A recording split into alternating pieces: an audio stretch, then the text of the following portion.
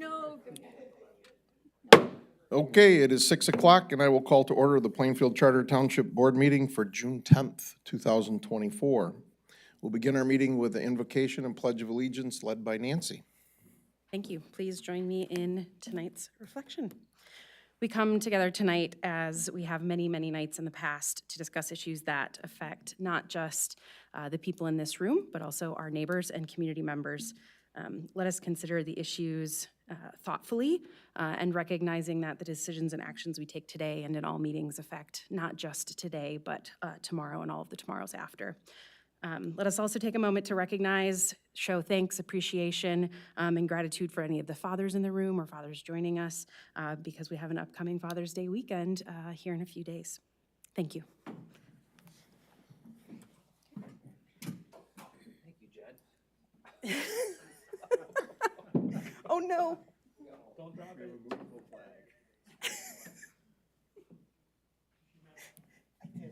Okay.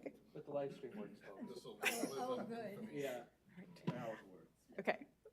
I pledge allegiance to the flag of the United States of America and to the republic for which it stands, one nation under God, indivisible, with liberty and justice for all.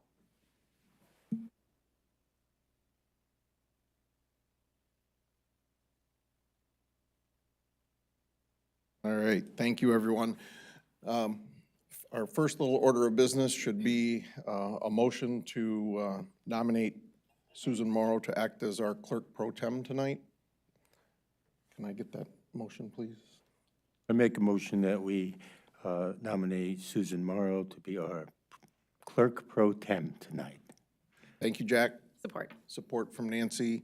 And how about if we just do all those in favor signify by saying aye? Aye. Aye. All those opposed? Same sign, no. Okay, so congratulations, Susan. Thank you. All right, next item on our agenda is for public comments. If anybody has any public comments, now's your time.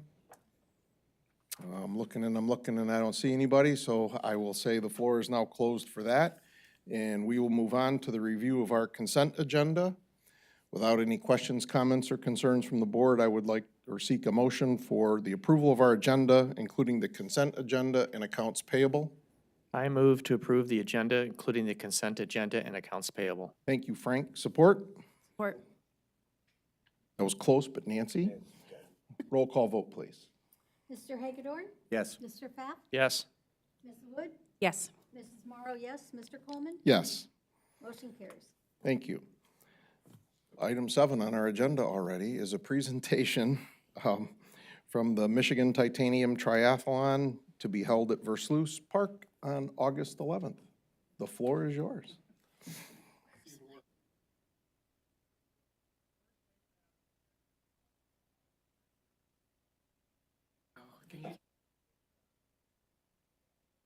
There. Perfect. So again, thanks for having us. We've done this presentation a few times now, so it's pretty simple. I'll keep it pretty short. Again, we'd just like to thank the grounds crew, Bill and his team. They're phenomenal. We couldn't do it without them. This has changed a little bit. Last year we said we host 12 races. Now we're up to 15. We started with 2. We are the Ultra Distance National Championship again, and this will be the 12th year of My Tai. We work with several different charity groups, the big ones being My Team Triumph and Team World Vision. They've raised well over $1 million at our events. And last year we added a sprint distance to make it even more accessible, which is one of the shorter distances in triathlon, and that was a big hit and a big success.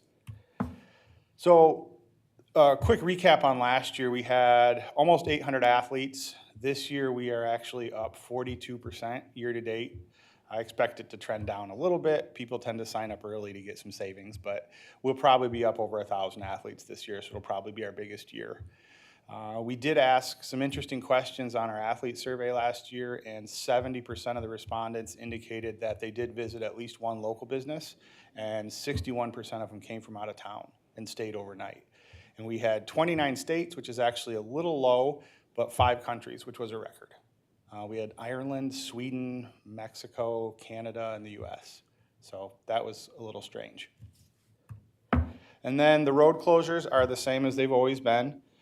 Basically, a little bit on Cannonsburg Road and Northland Drive and Grand River being the big ones. Times are unchanged, and then we'll get this all submitted to Bill for the approvals. And then I didn't bother to include the course maps and everything this year because it's the same as it's been for the last 5-6 years, and it's all available on the website.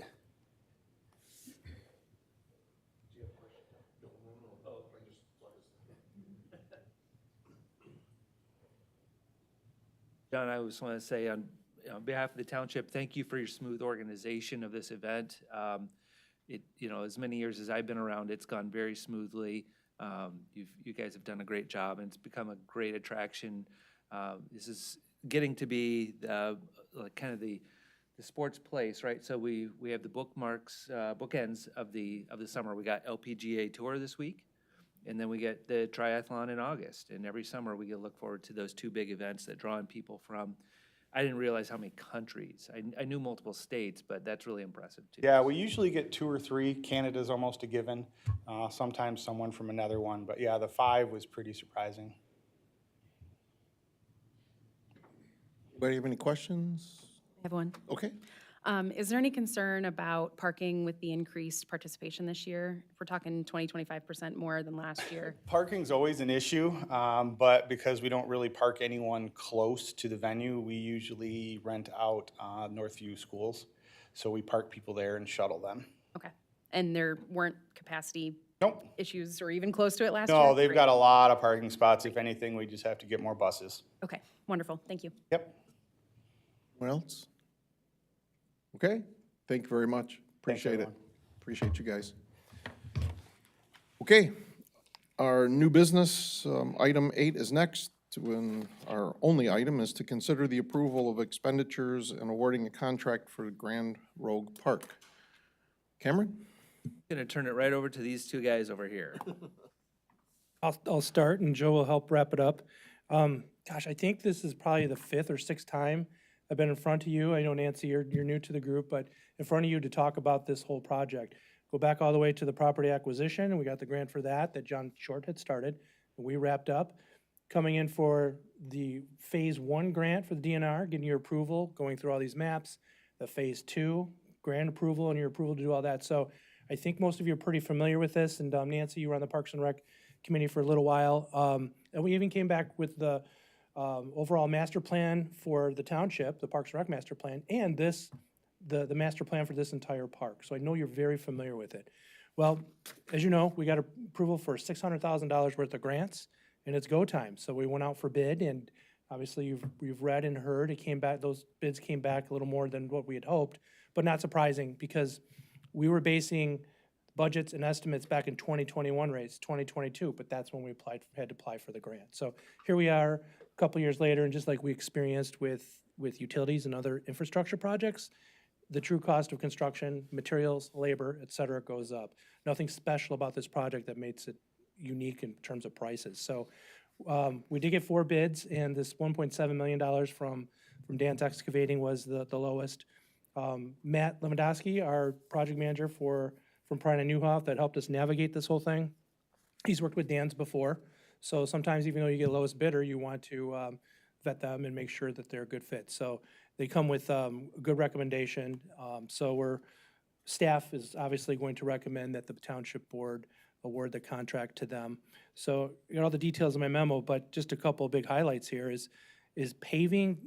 This project is paving that access drive and providing parking in the south end, the back there. That's getting people from what is now just the gravel parking lot out front to getting them into this beautiful facility, which will have pavilion as part of this, picnic tables, picnic area, like I said, hard surface parking, and you got the lake right there, the beautiful lake and the big pond. So now it's people, young families with kids and everyone be able to get back there. There'll be a small playground. And again, we know this is in the floodplain. It's gonna flood certain times, but we haven't had too many floods over the years that would have resulted in all this being underwater, but it's gonna happen, and this equipment can handle that, if you will. It's not gonna float away. So we're looking pretty forward to this. And then in the front of the park, you can see where we're gonna pave it over to the Rogue River. And this will be a kayak area. We'll have barrier-free access or handicap accessible launch right there, and the same thing in the lake. So I'm gonna turn over to Joe, because there's some things that he believes we can do with his experience from West Bloomfield to help us even lower that 1.7, stuff that we can do. Thanks, and good evening, Board. Ideally, what we'll do is we'll sit down with the contractor once the contract has been signed, and we'll do some value engineering. What that means is we'll look at different ways that we can hopefully save money if they have better ideas than we do, but you can value engineer some of the project to hopefully lower some of those costs. The other thing that we can do, take advantage of, is that we're tax exempt. So we can order furnishings like the playground, like the benches and shelter, and hopefully we would order that rather than a contractor who now has a tax. Not only do they have taxes, but generally they'll add some sort of fee to that. So hopefully we'll be able to save some money there. Those are kind of the two main areas where I think we can save some money. And if it gets down to it, our staff, we might end up having to do some installation of some of the furnishings to reduce costs. So that's kind of where we're looking at, and hopefully we can reduce some of these costs. I just want to add, thank you, gentlemen, and I appreciate their efforts to trim that down. And I know that's a conversation Bill and I had early on, is when the bids, even before the bids came in, just some of the estimates were getting higher. How do we do this? And short of not doing a major portion of this, there really wasn't a great way to reduce that cost in a meaningful way. So I appreciate all the work that they put into trimming the costs in ways that don't actually trim the project. And you know, I heard it from Jack ahead of the meeting that, you know, the cost increases now, but the improvements are in perpetuity, and this is something that our residents will be able to use for many decades to come. Okay, thank you. Once again, I would open the floor for any public comment on this issue. Okay, seeing no one, I'll close the floor for that, and we'll move on to our board discussion. Frank, do you have anything? I'm all set, thanks. Okay, Nancy? Are there any parts of the original plan that we are going to push off to future years, or will we see the cost savings just through some of the options you talked about? The latter, we're not proposing to omit anything that wasn't planned for phase 1 and 2. Okay, great. Thank you. Susan? I have experience with the deep dip in the roadway. And I talked to Bill today, and I guess maybe he's talked to Joe too, only to calm me down and let me know that it takes a very heavy rain to cause the flooding that used to be in that dip area. And so I don't have any more questions. That was my main concern. Okay, thank you. Jack? Cameron has expressed my opinions. Yes, I heard that. He does that, so I don't have to Well done. talk. Look at that. Okay, and from my perspective, this is just something I'm not happy seeing the cost do what it's doing, but it is what it is, and we would be foolish to turn away $600,000 from the state of Michigan. So, yeah, I'm good. Now, I'm glad Dan's is agreeable to working with us on those kind of things. So not all contractors, I don't think, would do that. So, okay, with that said, how about a motion? I move to approve expenditures and award a contract to Dan's Excavating for the Phase 1 and 2 improvements to Grand Rogue Park in an amount not to exceed $1,757,025. Thank you, Nancy. Support? Support. Thank you, Jack. Roll call vote, please. Mr. Hagedorn. Yes. Mr. Coleman. Yes. Mr. Pfaff. Yes. Ms. Wood. Yes. And Mrs. Morrow, yes. Motion carries. Okay, thank you. Cameron, it's all about you. All right, we better make this meeting longer than 14 minutes, so a couple things to say. Not too long, Jen, don't worry. Set the timer. Yep. A couple things. First, with Joe here, I want to express my thanks to Joe and his crew for working on the landscaping. A lot of areas that we've talked about in the past that need some love. His crew has done a good job. You'll see the results out front, but also at a lot of our other facilities. Water department was one that we had noted in the past that landscaping was well beyond its useful life of the original plantings. I think the senior center is the most recent project, Joe? Senior Center is currently under construction. Yeah. We are demolishing the landscape beds as we speak, and hopefully by next week, we'll have it's drastic change over there. So I'm sure we're gonna have some people ask some questions, but I think in the long run, it'll look much better and be much easier for us to maintain. And in talking with some of his staff too, I feel like there's a solid buy-in too for some of the approach where in the past there's been some frustration with how we handle landscaping internally. There's been some conflict there, but I think Joe's really got his crew all work in the same direction now, and so it's really moving along. So appreciate that. Couple other items to share. Yeah, go ahead. So Joe, you're putting in low maintenance, whatever you're putting in is low maintenance, and Yes, we're looking to put in as much low maintenance, a lot of grasses and a lot of perennials, and mostly, hopefully, native plants too. okay, and there's a plan in place to maintain now, because, you know, Oh, yeah. like my flower bed at home, you know, when we first did it, it was great, but, you know, if you don't take care of it, then it gets out of control. So there's also a plan to maintain it? Absolutely. One of the things, by contracting out the mowing, we took away a lot of our seasonal time that we spent mowing. So the seasonal staff that I have now, their concentration is on cleaning the parks, restrooms, and then obviously landscape beds. As a matter of fact, I had them come up here just before this meeting this afternoon to do a quick weed of this area, because I knew we had a board meeting, we'd have public here, we want to make it look good. So that'll be regular maintenance. Once we get these things in control, where we can control them, and they're replanted with a lot simpler plan, we should be able to stay on top of the maintenance, absolutely. Well, I appreciate that, thanks. Yep. Next, I was going to mention Versluis. We've entered the summer season of Versluis. We've made it more of a year-round park these last few years, but summer is really where it shines, where we bring in the fresh sand and people are using the beach. Weekends have been a little chilly so far. It's been hit or miss. We got some warmer weather coming up. I saw in the extended forecast 80s into 90s in the next 10 days. So we'll really see a lot more utilization there, especially as kids are out of school. But we have had deputies out there and appreciate their feedback. We ask them all to provide just a little summary report. And so they kind of give us an understanding of how many people are using it while they're there. And we don't have them out there all weekend. We have them kind of peak hours, usually 4 p.m. Bill to close. Is that? Now it's like noon to close. It was 4 to close to start with and Memorial Day weekend, but the rest of the summer it'll be like noon to close. We're getting them there when people are starting to roll in. So it's something to maintain the atmosphere of our parks, to have the law enforcement present, but it also helps some of our residents just feel generally more safe. And they do things like they find lost cell phones and recover those. So there's a lot of public service that we're providing by having the deputies there instead of having lifeguards and charging admission.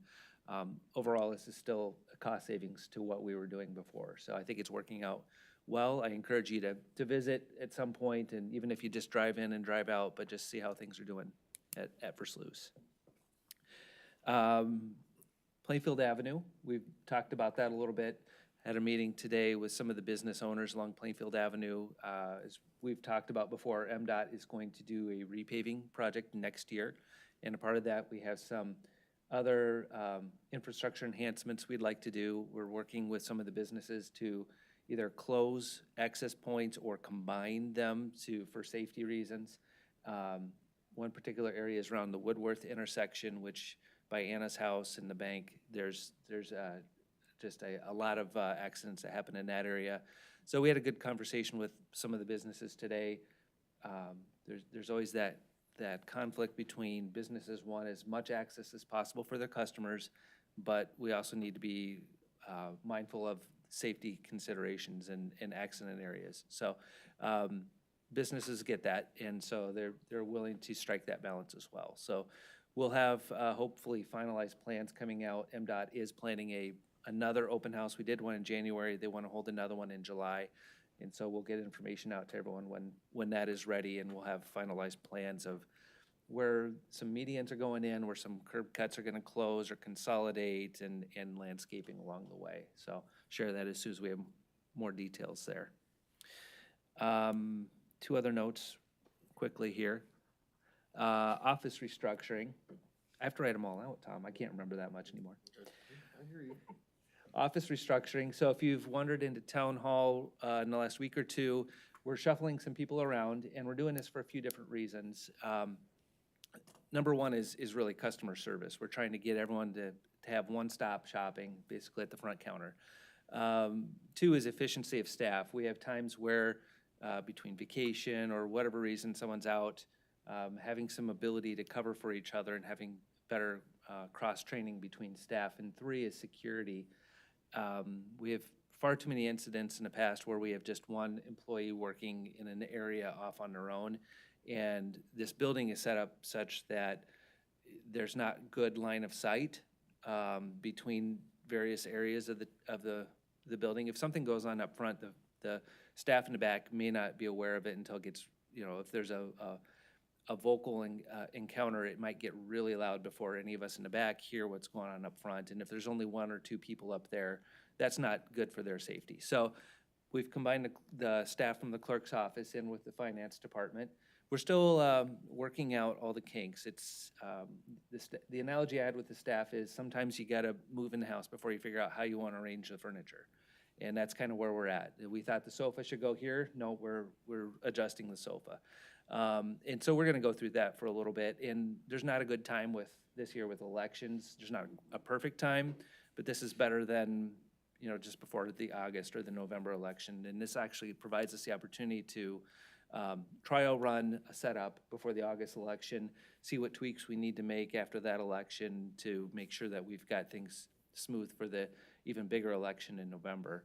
The other piece of that too, you're aware of the 9 days of early voting, which is going to tie up this room for basically 2 weeks and prevents us from using it for board meetings, planning commission meetings, but also we use this room a lot during the week for other, as our large conference room, and that is prohibited when we've got election equipment here. It has to be locked, and so we can't use it for anything else. Exploring the opportunity, how can we look at that space over there if we're going to continue to do our 9 days of early voting here on site, can we do it better? So those are the types of conversations we're having right now. And so we haven't spent any money yet on furniture. That may be coming, might be in the budget for next year. Maybe a little light construction work too, but we'll be talking about that around budget time. But for now, we've been making do with, I call them our broken Legos, all of our cubicle furniture, that odds and end pieces. We're putting our broken Legos together in a different configuration, but we're making it work. So I appreciate staff's flexibility on that. My last item, don't forget there's only one meeting in June, so if you show up in 2 weeks, you're gonna hang out just by yourself. Okay, good. So you can have a conversation in the parking lot with whoever else shows up, but no meeting, second meeting in June. We are planning 2 in July. And our plan was a regular meeting for first meeting in July, and then the second meeting is a park meeting. So we'll get more details out on that. It's gonna be consent agenda only because doing some sort of public hearing would not work well in that setting. But the intent is an opportunity for board and residents to have an opportunity to then to talk issues and just get to know each other a little bit better. So we'll get details out. We'll probably do D.W. Richardson Pavilion or something like that to have a nice covered area just in case of rain. And we'll get details out as we get closer. That's all I have. Okay. Thank you. Board comments. How about if I go this way? How about it, Jack? Okay. Been treasurer for a little over 4 months now.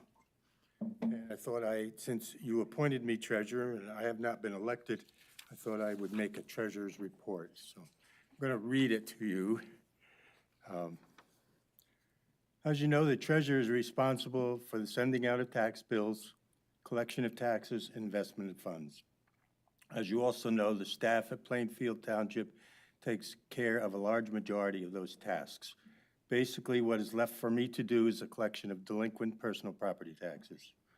Personal property taxes are taxes on the contents of businesses, furniture, fixtures, equipment.